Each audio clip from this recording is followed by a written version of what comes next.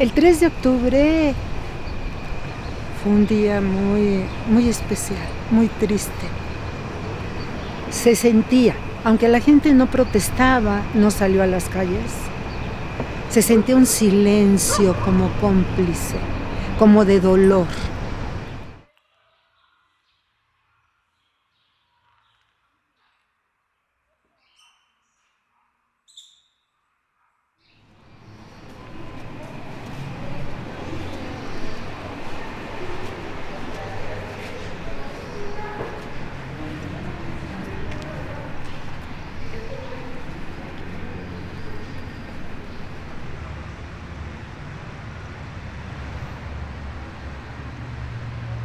Nosotros somos de la generación de la posguerra, nacida en la posguerra, y nos enfrentamos a un mundo bipolar, ¿no? Por un lado el socialismo, por otro lado el capitalismo, y al mismo tiempo es una época donde hay una revolución cultural que influye muchísimo en los jóvenes, que ha sido poco estudiada y por lo tanto no se comprende tanto esa generación. Pero también en ese mundo, en los años 60, hay acontecimientos muy fuertes para la juventud. Uno de ellos pues es la guerra de Vietnam, que realmente marcó a esta generación, diría yo, en todo el mundo. Y por otra parte, aunque también afectó a todo el mundo, influyó especialmente más en América Latina, me refiero a la Revolución Cubana. Ahora en México pues vivíamos una situación singular, digamos, porque había un gobierno totalmente autoritario, profundamente antidemocrático y que tenía controlado a través de las organizaciones de carácter corporativo pues a los campesinos, a los obreros y a los trabajadores al servicio del Estado y también a otros sectores llamados populares. Entonces creo que lo que motivó a todo mundo en aquella época, tratar de vivir en una sociedad mejor, ¿no? Era el anhelo de los jóvenes, digo yo, de todo el mundo, no solamente de México.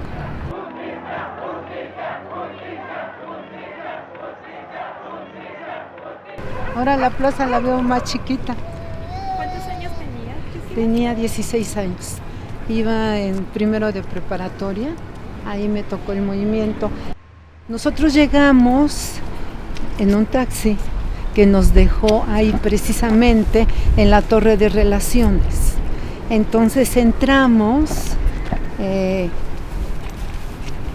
por la iglesia, por la torre, la iglesia, llegamos acá, estaba ya lleno la plaza porque llegamos como, yo creo que debe haber sido 5:30, y entonces nos metimos por acá, así, nos fuimos hasta adelante, cosa que no hay que hacer, por supuesto, ya de ese día en adelante, y nos colocamos en medio, hasta adelante y en medio. Y ahí justamente, pues vimos cómo inició la masacre.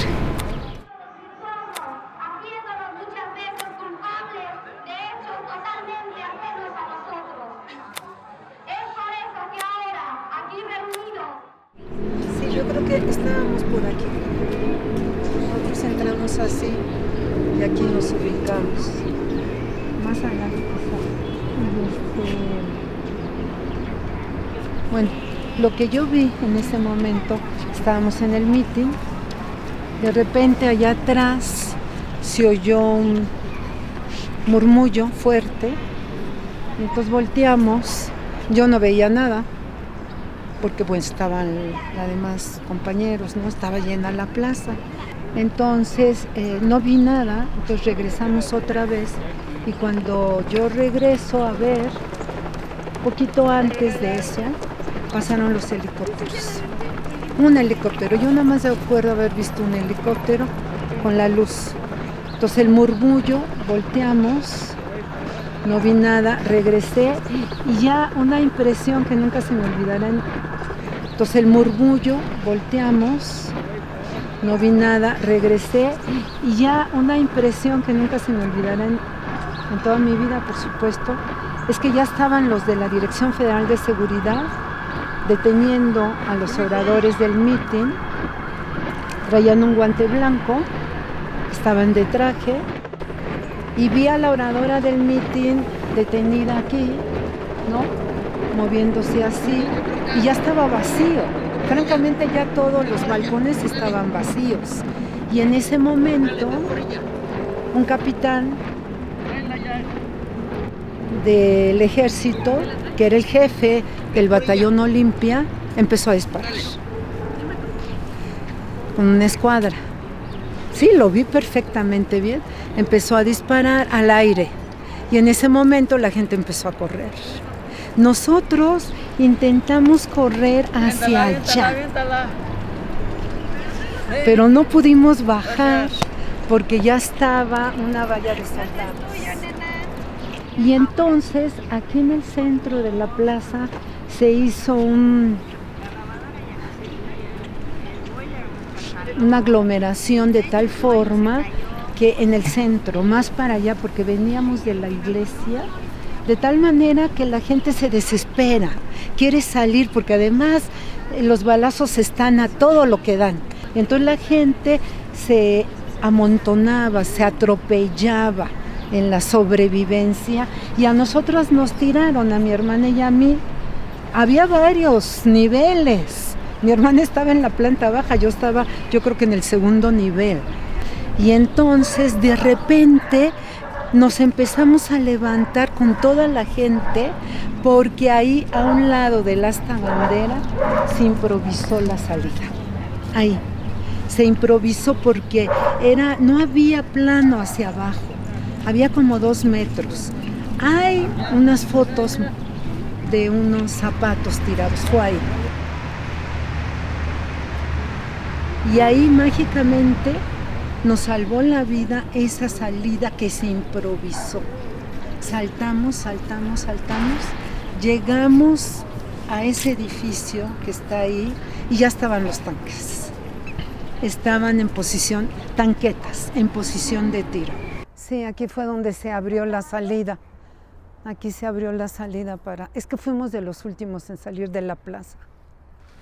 Este jardín no existía, ¿no? No existía. Entonces había que saltar. La plaza estaba más arriba, bueno, más abajo esto. No sé cómo explicarlo. La plaza está en el mismo lugar, pero estaba. Aquí fue donde se abrió una salida ese día.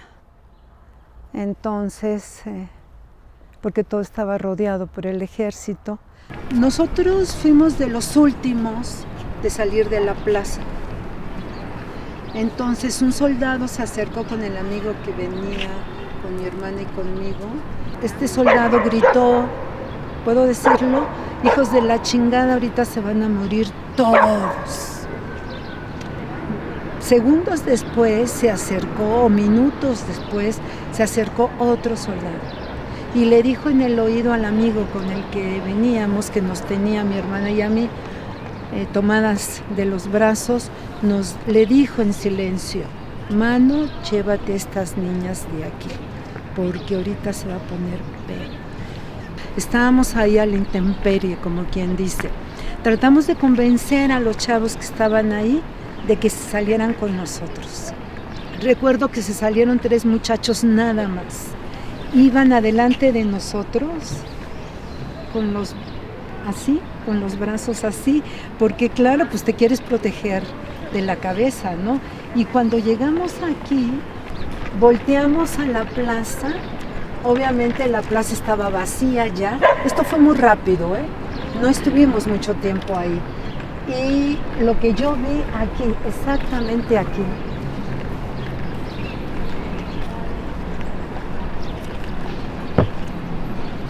exactamente aquí, cuando pasamos de un edificio al otro, porque la salida está para allá, no había ese techito. Y entonces yo alcancé a ver los soldados caminando, que entraron de allá, caminaron pecho tierra y disparando al chihuahua.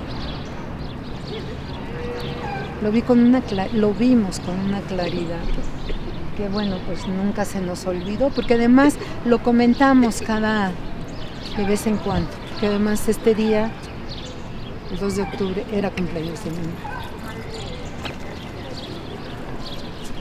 Íbamos, obviamente, bueno, muertos de miedo, todo el tiempo estuvimos. Lo que es el miedo, ¿no? El decir, aquí se acabó mi vida. Teníamos que pasar por aquí y esto estaba abierto. Entonces, ahí es donde vi, se alcanza a ver. No había, repito, los árboles y entonces ahí estaban los soldados pecho tierra. Parecía una película de combate. Entonces, cuando yo vi esa escena, yo dije, pero esto parece de película. No puedo creer que nos esté pasando a nosotros eso. Lo que yo vi es que fue algo organizado, no espontáneo. La luz de bengala fue el anuncio. ¿Para qué? Para que subieran los de la Dirección Federal de Seguridad a detener a los dirigentes, para que entrara de este lado el ejército que yo vi ahí, para que entrara allá los soldados por las ruinas y luego se metieron por acá. Desde aquí no se veía, la verdad.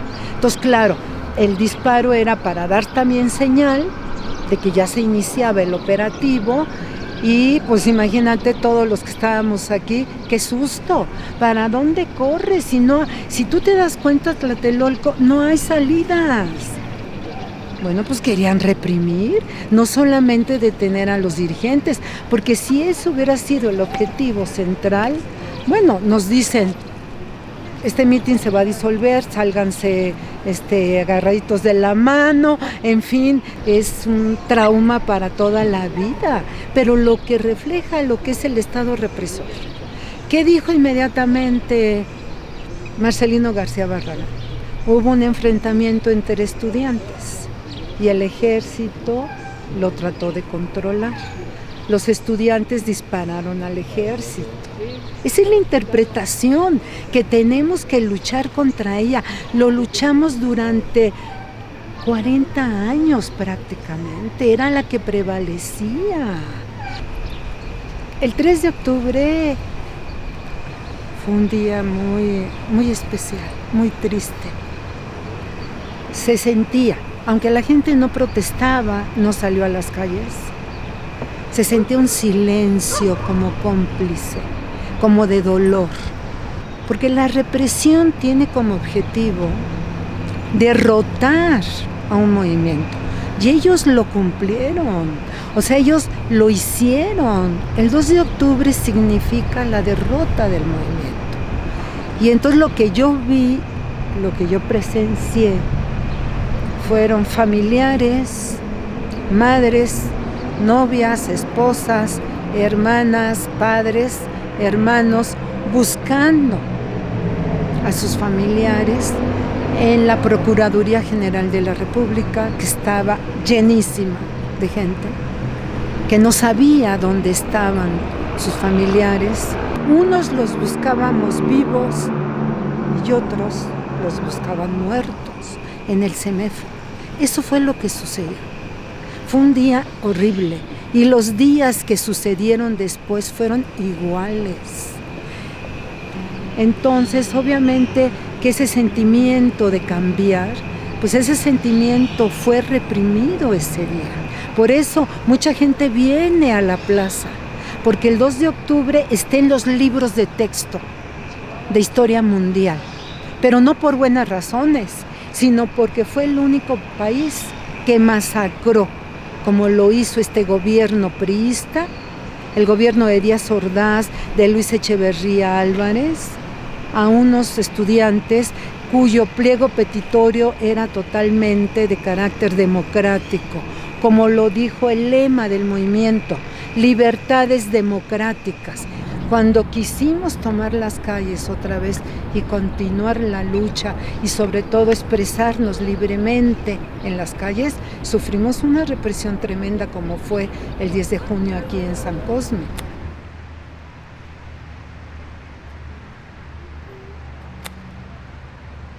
Era aparentemente inofensivo el movimiento, pero era de una fuerza tal que el gobierno nunca estuvo dispuesto a negociar esas libertades mínimas que exigíamos los estudiantes de aquella época y que afortunadamente, después de la lucha de todos, estamos en el camino de conquistarlas.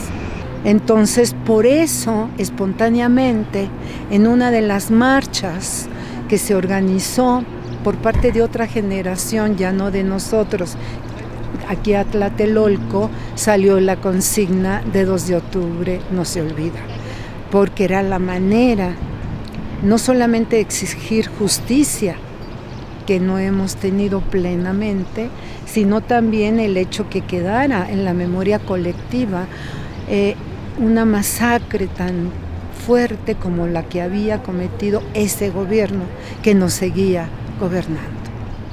Muy tardíamente, el 68 se ha estudiado en las universidades. Tenemos pocos trabajos académicos. Yo doy esta clase que se llama 1968, del movimiento estudiantil a la guerrilla en México. Lo di justamente en la Facultad de Filosofía y Letras de la UNAM, en el Colegio de Historia, a los 50 años del movimiento, como una manera de empezar a enseñar de manera sistemática al movimiento, a los estudiantes, y como una propuesta historiográfica, en el sentido de que si no entendemos y estudiamos al movimiento, obviamente con sus antecedentes, al movimiento de 68, no podemos entender tampoco la guerrilla en México, porque son parte de un proceso histórico. Si el 68 fue ocultado, pues la guerrilla urbana y rural muchísimo más. Lo que es útil es que desde el método del historiador se reflexione el movimiento, se reflexione la guerrilla para poder entender nuestro presente, porque si no lo hacemos, no entendemos nuestro presente y hacia dónde queremos ir.